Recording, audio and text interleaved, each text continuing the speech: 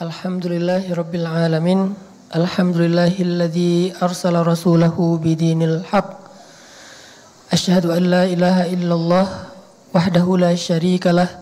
Wa asyhadu anna sayyidana Muhammadan abduhu wa rasuluh alladzi la nabiyya ba'dah. Allahumma salli ala sayyidina Muhammadin wa ala alihi wa ashabihi ajma'in, amma ba'd. Rabbi syrah li sadri wa yassir li amri wahlul 'uqdatan min lisani yafqahu qawli. Teman-teman sekalian, malam ini adalah malam ke-19 ya. Walaupun udah lewat 2 malam, saya ingin mengajak kalian semuanya untuk merenungkan tentang peristiwa nuzulul Quran. Peristiwa nuzulul Quran ini di Indonesia khususnya atau di Turki, di Mesir diperingati pada malam 17 Ramadan. Dan biasalah setiap tahun pertanyaan yang sama selalu muncul dan ujung-ujungnya debat. Tapi mudah-mudahan kita-kita yang udah ngaji ini enggak gampang lagi ketika muncul syubhat-syubhat di tengah umat. Karena harusnya yang udah ngaji, udah hijrah lama tuh udah aware dan udah hafal dengan literasi Islam yang terjadi secara umum. Misalnya tentang nisfu Sya'ban, kemudian Rajaban, Mauludan, Isra Mi'raj, dan kalau sekarang adalah atau munggahan. Kalau sekarang adalah nuzulul Quran. Sehingga ketika terjadi perdebatan, polemik, kita nggak lagi terlibat di dalamnya. Malah kalau perlu kita termasuk orang yang mengedukasi, walaupun cuma lewat komen. Sehingga umat ini lebih cerdas. Karena umat Islam itu dulu ya, umat yang terkenal sangat brilian, cerdas. Kemampuan literasi umat ini di atas rata-rata. Di dalam Al-Quran dengan tafsir dan takwilnya, di dalam hadis dengan syarah dan ilmu hadisnya, dengan mempelajari para perawinya, dengan jarah wa ta'dil segala macamnya, dengan ilmu sirahnya, apalagi ilmu usul fiknya, ilmu fikihnya, ilmu bahasanya. Umat ini umat yang brilian, umat yang cerdas dan sangat menghargai literasi. Tapi entah sejak kapan ya negara api menyerang, akhirnya kemampuan literasi kita itu menurun. Tapi dalam kondisi kemampuan literasi menurun itu kita justru merasa lebih murni, lebih benar gitu, lebih berlandaskan nas, berlandaskan dalil. Padahal justru kemampuan kita memahami dalil itu justru semakin menurun. Karena bukan hanya ada hadisnya enggak, ada ayatnya enggak, masalahnya kamu paham enggak. Karena enggak cukup memahami ayat dan hadis hanya dari satu teks.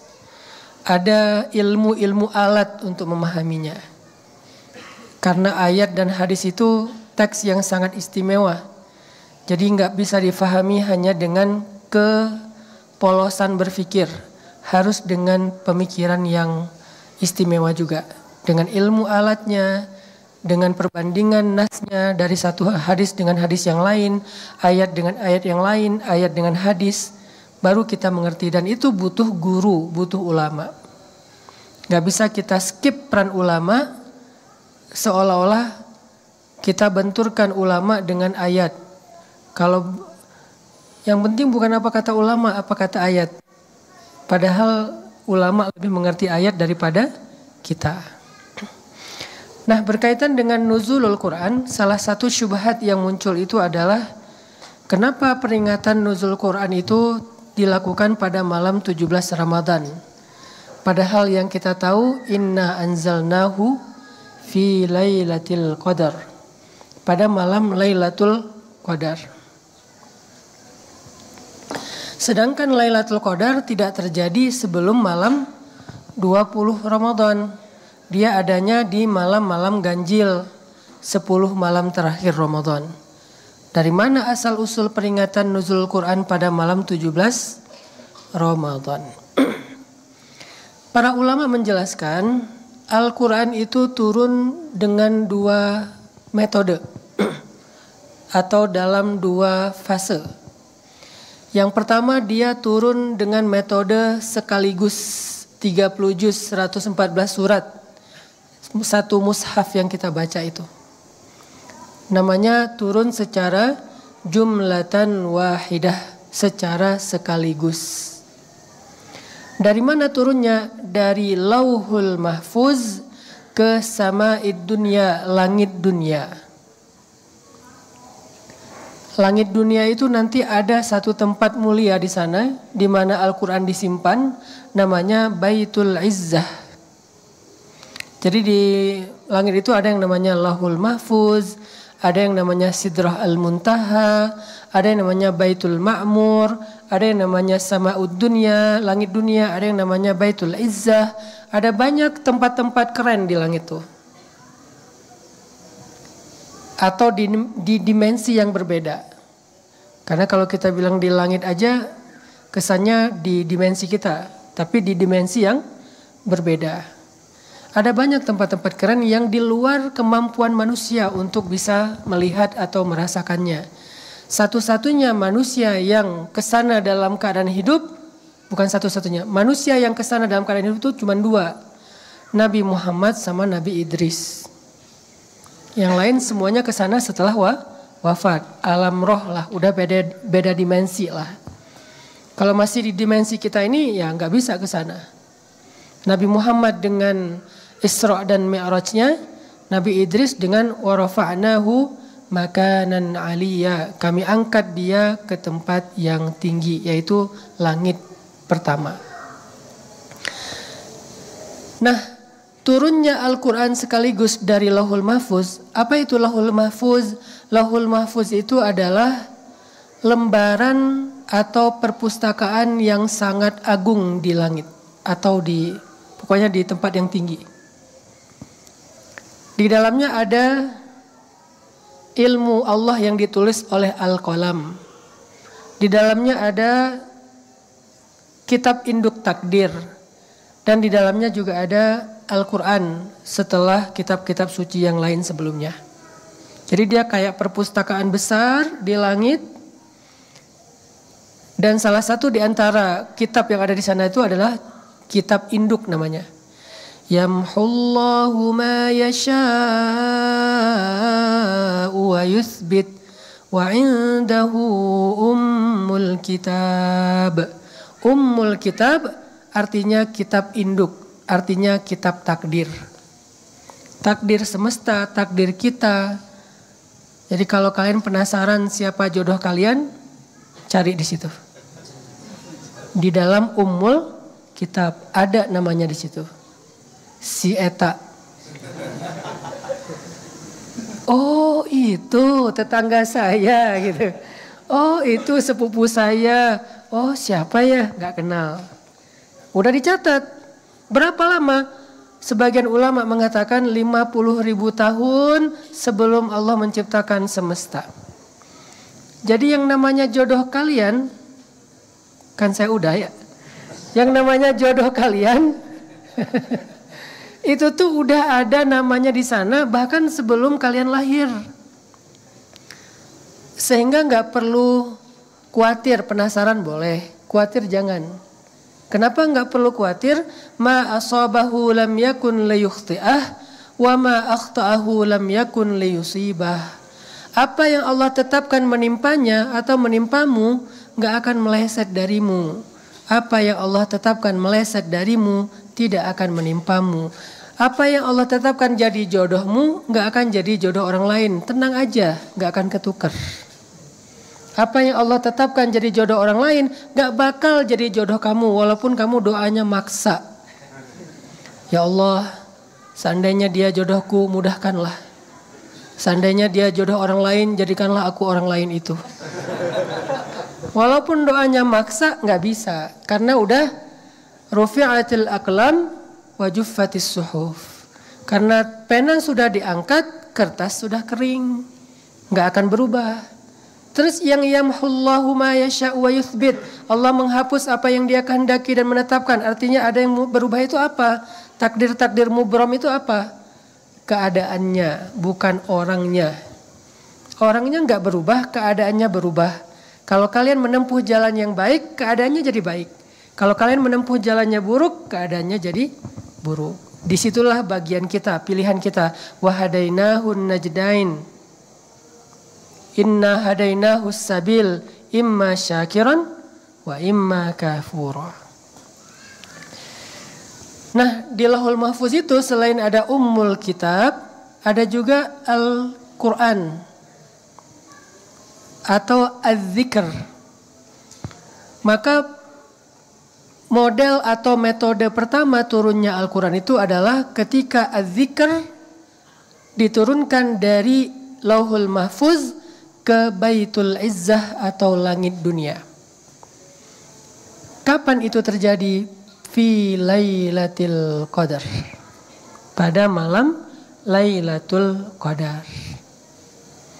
Ayatnya Syahrul Ramadan alladzi unzila fihi al-Qur'an inna anzalnahu fi lailatin mubarakah. Ada juga kan?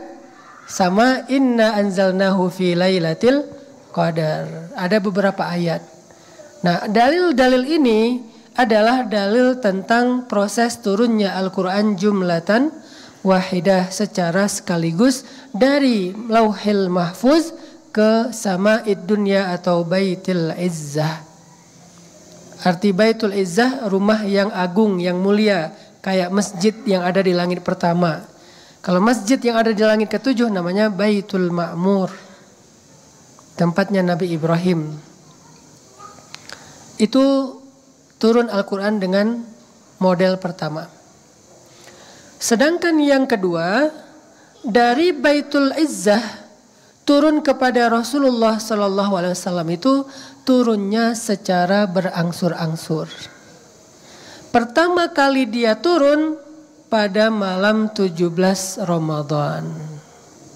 Pertama kali yang Iqra bismi rabbikal itu turunnya pada malam 17 Ramadan. Itulah kenapa kita memperingati nuzulul Quran pada malam 17 Ramadan. Boleh enggak memperingati nuzul Quran pada malam Lailatul Qadar? Boleh juga. Tapi nuzul yang mana? Nuzul dari Lauhul Mahfuz ke Baitul Izzah. Sedangkan yang kita peringati di 17 Ramadan, nuzul dari Baitul Izzah atau Sama'id Dunya kepada Rasulullah. Apa dalilnya? Surat Al-Anfal ayat 41.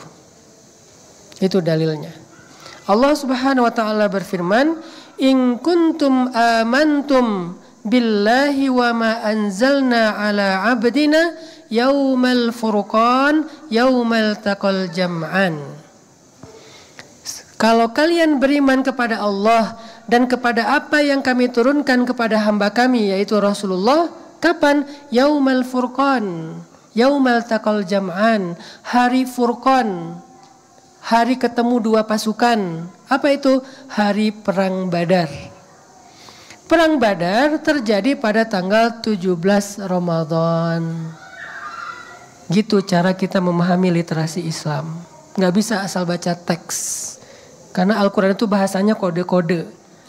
Kami turunkan kepada hamba kami, wa ma anzalna ala abdina yaumal furqan, wa ma huwa yaumul furqan. Apa itu yaumul furqan? Yaumu Badr. Yaumal taqal jam'an, hari ketika bertemu dua pasukan. Kapan itu? 17 Ramadan. Sehingga para ulama sepakat yang dimaksud dengan turunnya kepada hamba kami yaitu turun Al-Quran yang pertama, yaitu turun surat Al-Alaq kepada Rasulullah di Gua Hira pada malam 17 Ramadan. Sehingga memperingati nuzulul Quran 17 Ramadan itu masyru', itu ada dalilnya, bahkan Al-Quran. Memperingati nuzulul Quran pada malam Lailatul Qadar juga boleh. beda metode turunnya. Ini salah satu bentuk keraguan-raguan atau syubhat yang sering muncul di tengah-tengah masyarakat yang dulu itu udah nggak dibahas. Nggak tahu kenapa akhir-akhir ini dibahas lagi. Seolah-olah kita kayak banyak salah gitu dalam beragama. Padahal ya nggak salah, cuman kita aja nggak ngerti. Kemudian pertanyaannya, kenapa sih Al-Quran itu diturunkannya nggak sekaligus ke Rasulullah? Kenapa harus mampir dulu ke Baitul Izzah, lalu dari Baitul Izzah baru diturunkan ke Rasulullah itu sesuai berangsur-angsur? Kenapa? Ternyata tujuannya adalah untuk manusabbitu bihi fuadak, untuk meneguhkan hati Nabi SAW. Kenapa bisa lebih teguh hatinya? Karena dia turun sesuai dengan konteks, sesuai dengan peristiwa. Di sini pelajarannya, kalau kita ingin membaca Al-Quran yang berkesan, kalau kita berinteraksi dengan Al-Quran yang berkesan, maka cobalah berinteraksi dengan Al-Quran secara tematik. Secara tematik, misalnya kalian lagi ada masalah apa, cari ayatnya. Lagi ada masalah apa, cari ayatnya. Jadi ayat yang kita amalkan itu memang sesuai dengan pengalaman hidup yang sedang kita jalani saat ini. Dulu ada sahabiat, ada perempuan ditalak sama suaminya, talak 4. Ada talak 4? Ada, namanya zihar. Talak yang gak bisa balik. Kalau talak 3 bisa balik gak? Bisa, tapi harus ke teman dulu. Ngerti kan? Pura-pura polos gini mukanya. Kalau talak 3 bisa balik, cuman susah, harus kawin dulu sama orang lain, nanti hubungan suami istri, terus cerai baru bisa balik, repot. Tapi bisa balik. Kalau talak zihar nggak bisa balik. Apa itu talak zihar? Suami mengatakan kepada istri, kamu bagi saya seperti ibu saya. Kan nggak boleh menikahi ibu selama-lamanya. Begitu seorang suami mengatakan istrinya seperti ibu, berarti dia telah mentalak istrinya secara total, gak bisa balik lagi.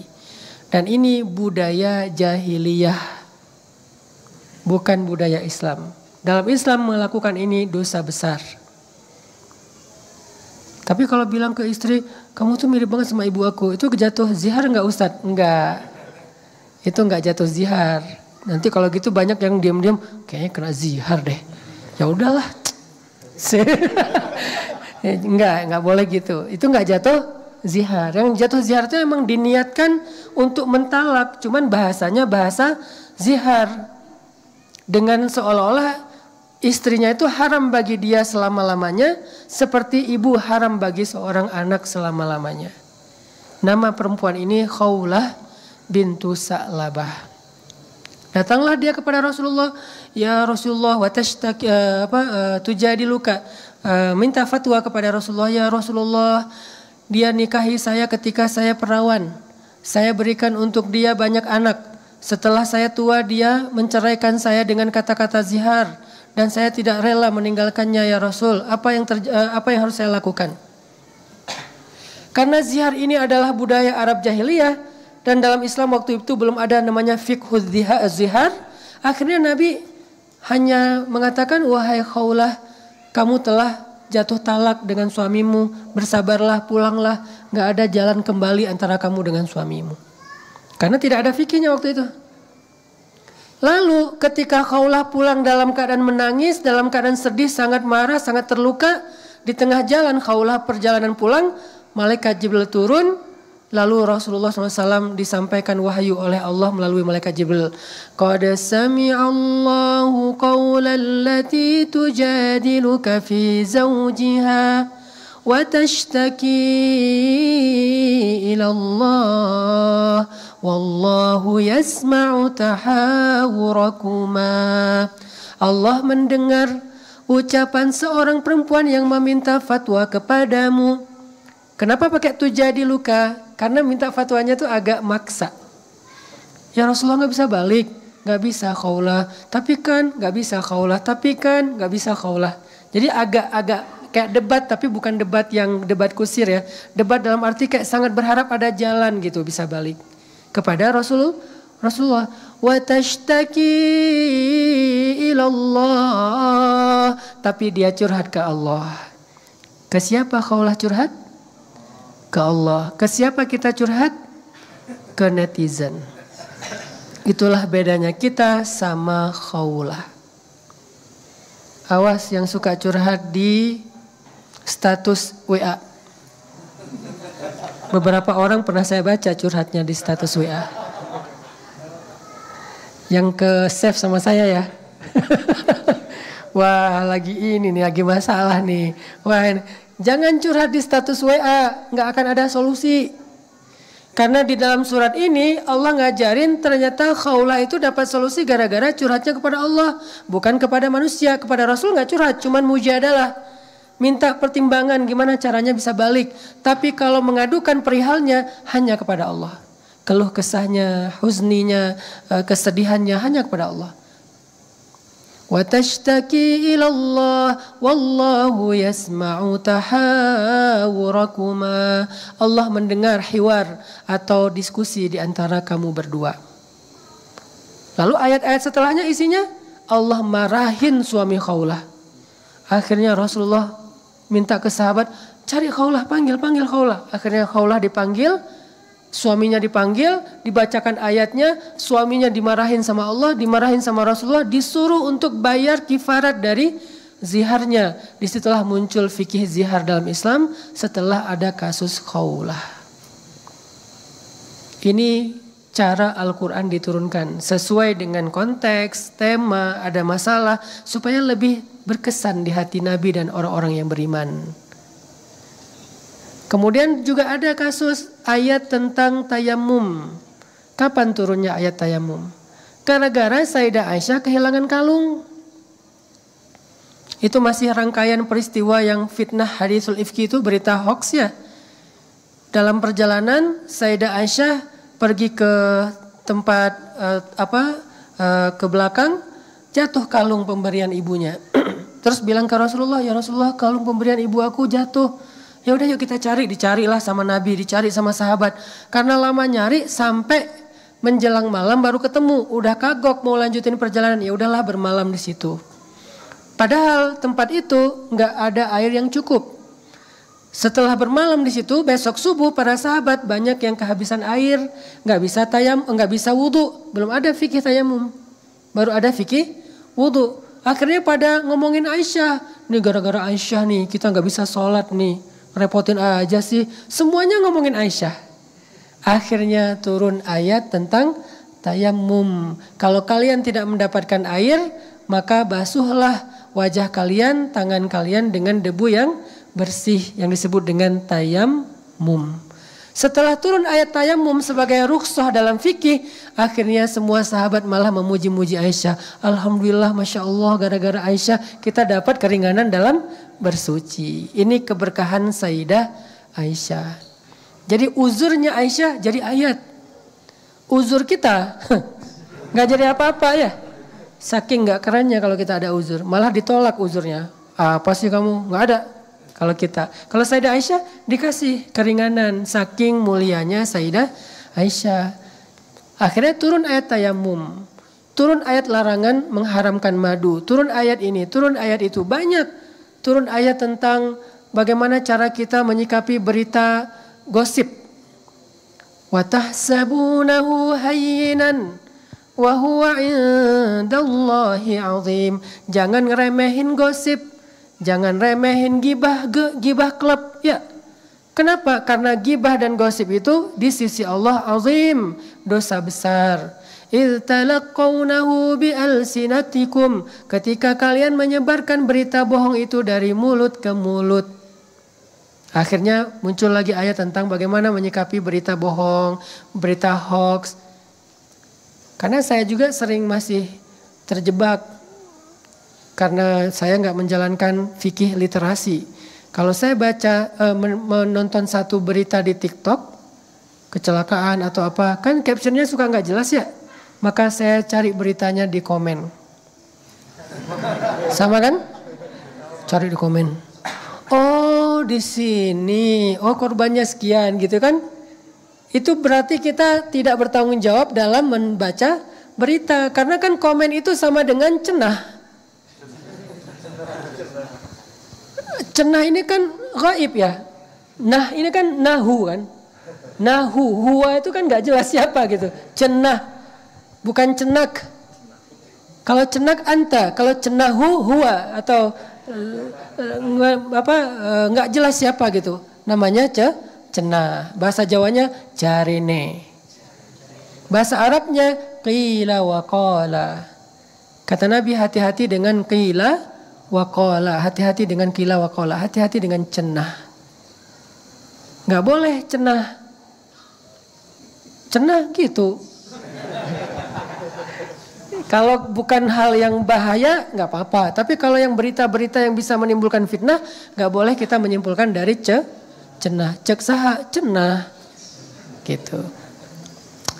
Oke, jadi teman-teman yang dirahmati Allah, kesimpulannya adalah Al-Quran turun kepada Nabi SAW itu pada malam 17 Ramadan sesuai dengan firman Allah di surat Al-Anfal ayat 41. Kedua, turunnya secara berangsur-angsur biar disesuaikan dengan kebutuhan pada saat itu.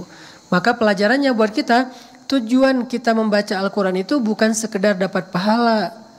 Mendapatkan pahala itu motivasi bukan tujuan. Tujuannya biar kita bisa menjadikan Al-Quran sebagai petunjuk. Menjadikan Al-Quran sebagai petunjuk. Petunjuk kalau misalnya lagi ada masalah ini, oh gini. Kalau lagi ada masalah gini, oh gini. Semuanya sudah ada di dalam Al-Quran. Tinggal kita belajar aja pelan-pelan, seayat demi seayat, setema demi setema. Nanti lama-lama kalian akan menjadikan banyak banget kehidupan kita tuh udah ada mapnya dari Al-Quran. Bagaimana guidance-nya dari Al-Quran. Itulah cara kita mengamalkan Al-Quran. Semoga momentum nuzulul Quran bukan sekedar peringatan tetapi bisa menjadi sebuah refleksi, muhasabah. Sejauh mana kita sudah menjadikan Al-Quran sebagai petunjuk secara tematik. Karena Al-Quran turun pada malam nuzul Quran itu juga secara tematik. Allahu a'lam, barakallahu fikum. Assalamualaikum warahmatullahi wabarakatuh.